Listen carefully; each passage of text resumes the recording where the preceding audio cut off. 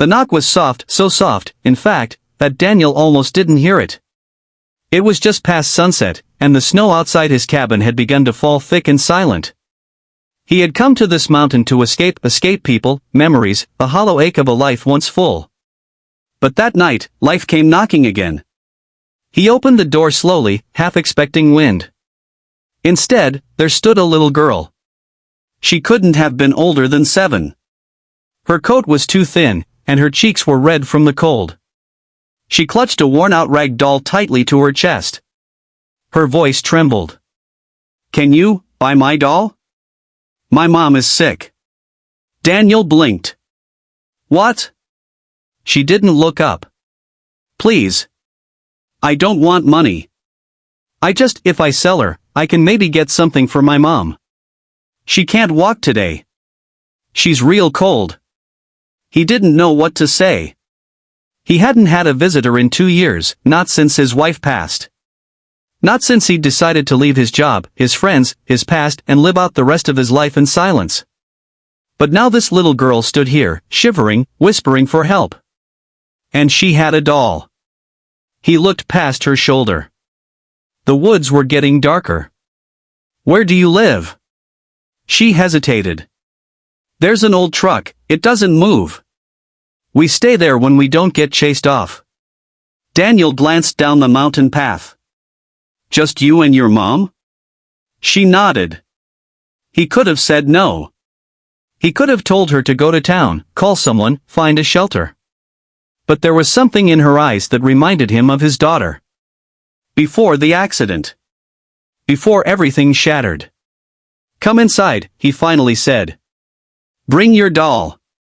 The girl hesitated. "But I can't leave Mom alone too long." "Then I'll come with you," Daniel said, grabbing his coat.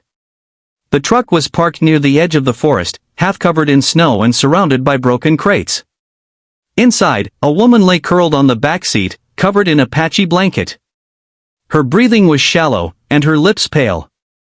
Daniel didn't think. He picked her up and carried her back to the cabin.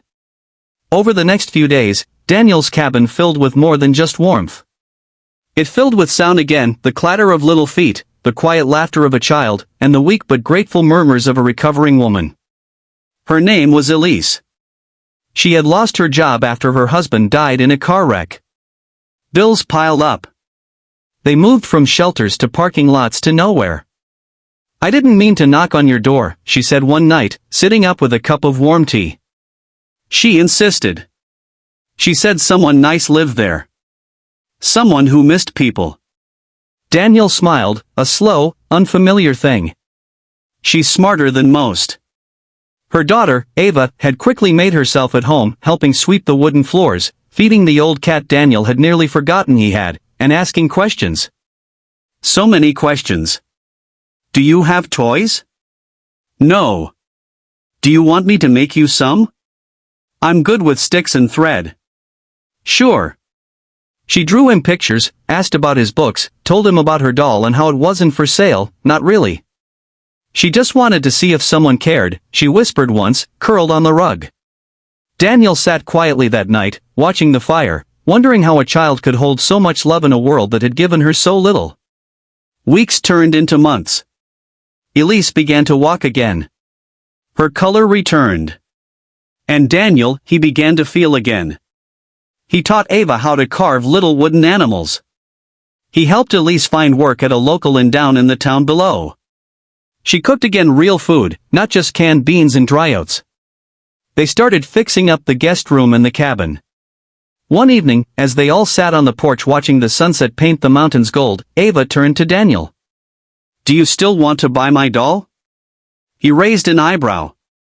"How much is she?" Ava grinned. "She's not for sale anymore." He laughed. "Good." Elise smiled softly. "You know, we could leave. Go find something more permanent now." "But she doesn't want to." Daniel looked at them both. His chest tightened, but not in the old, painful way.